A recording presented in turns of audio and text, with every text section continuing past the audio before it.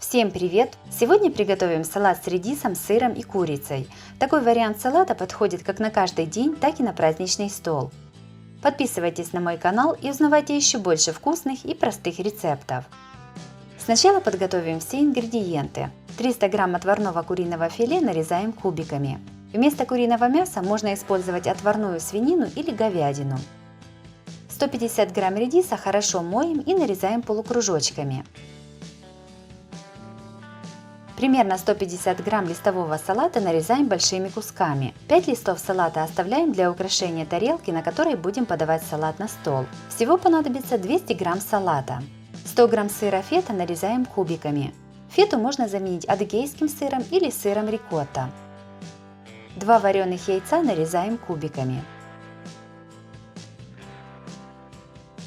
В миску кладем нарезанные листья салата, нарезанное мясо, сыр, редиску и яйца. Салат солим по вкусу и перчим. Заправляем салат 2-3 столовыми ложками густого йогурта.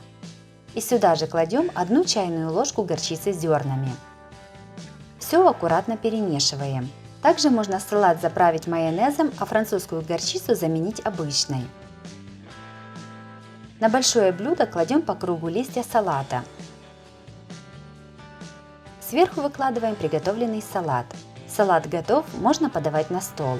Салат с редисом, сыром и курицей получился очень вкусным и по-весеннему свежим. Горчица придает салату более пикантный вкус.